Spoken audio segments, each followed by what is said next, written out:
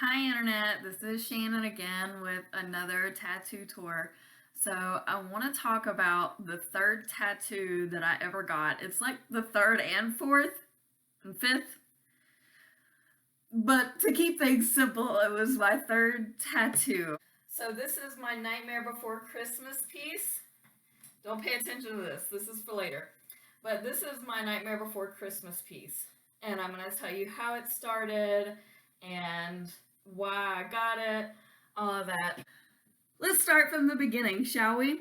I had a couple of scars on both of my legs from an experience that I had had. This was not self-inflicted. And I'm just going to leave it at that. I needed these scars covered up. And I was like 18 and a half, going on 19 years old. Originally, I was gonna get some wording over it, and I hate feeling like a billboard though. Like, I don't like a whole lot of words in tattoos. It's just not me. But the artist that had done the cover up on the back of my neck, that was the first video. I'll put in a link. And the one that did my first key, another video, I'll put in that link. I decided I wanted to go back to her for this piece. Now, I had originally told her that I wanted wording, and when I got there, I had changed my mind. Nightmare Before Christmas is one of my favorite movies. I've seen it zillions of times. I could probably say it word for word. Like, it's the movie that I watch around Halloween time, it's the movie I watch around Christmas time.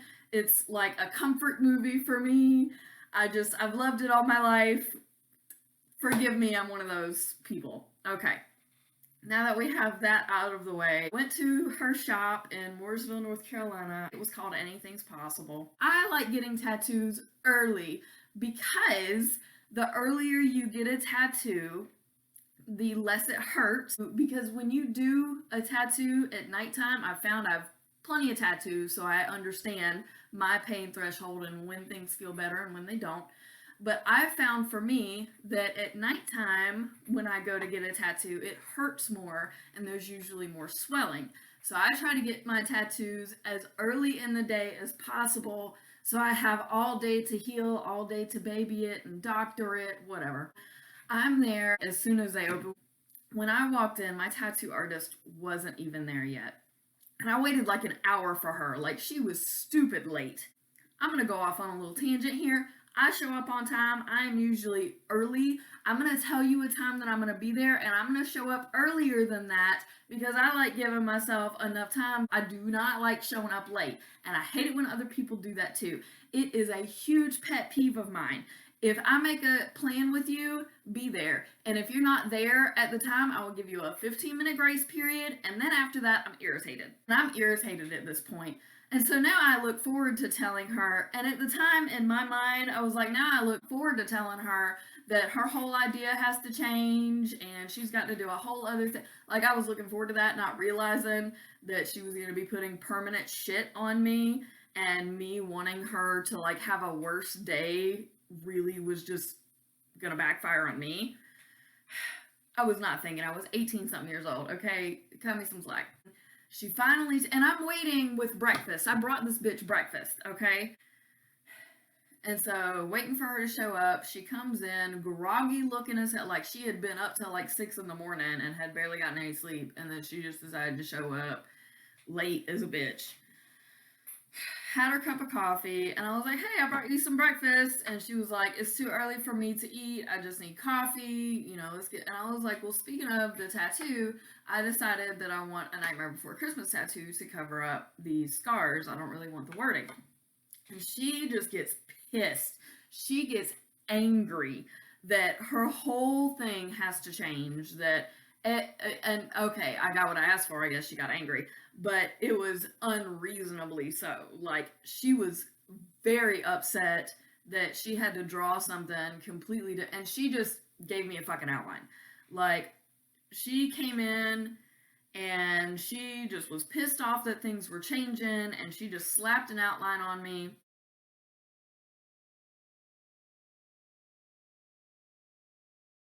So I'm going to show you the picture now of the outline that she did.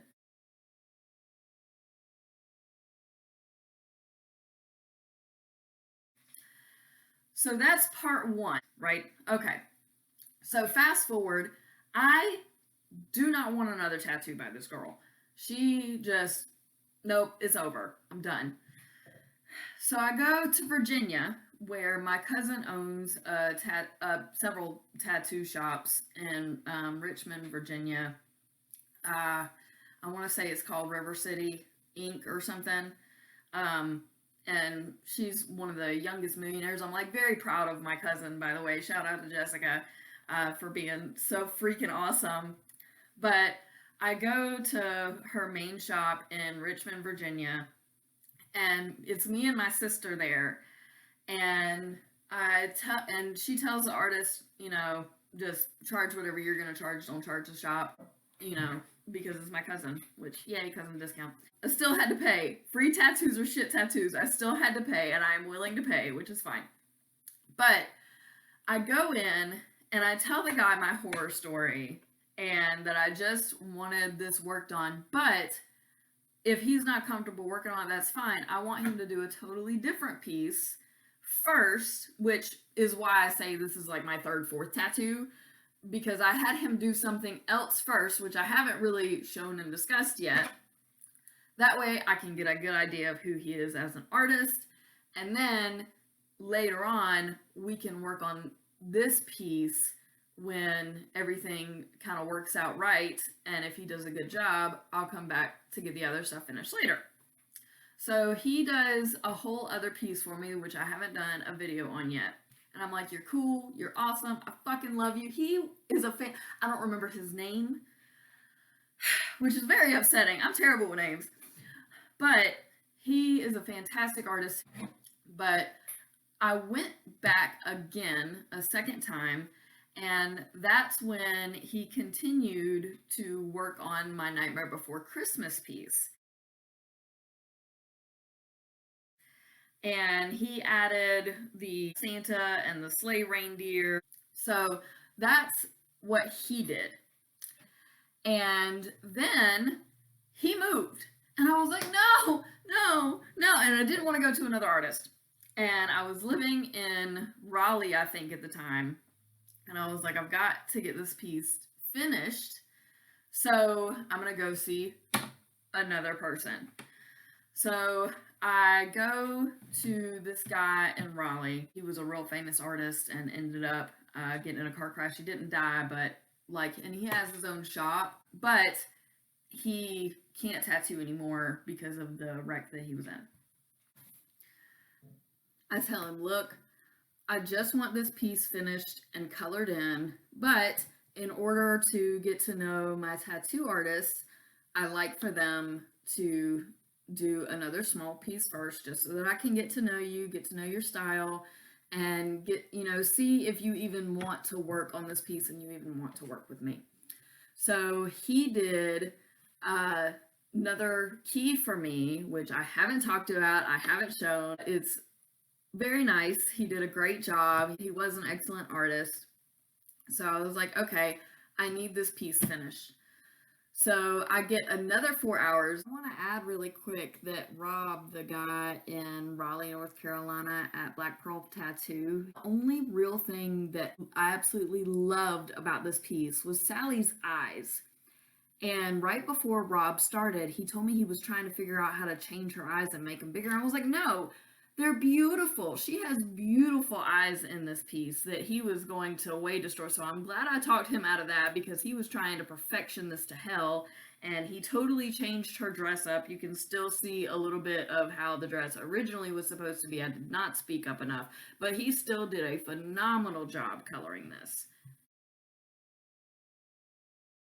This Nightmare Before Christmas tattoo is a 12-hour piece, but if finally get it finished, which is what you see here. So I hope you enjoyed this video. Thank you so much for watching. All of my links to whatnots are in the YouTube description if you're watching YouTube. Peace out, fam.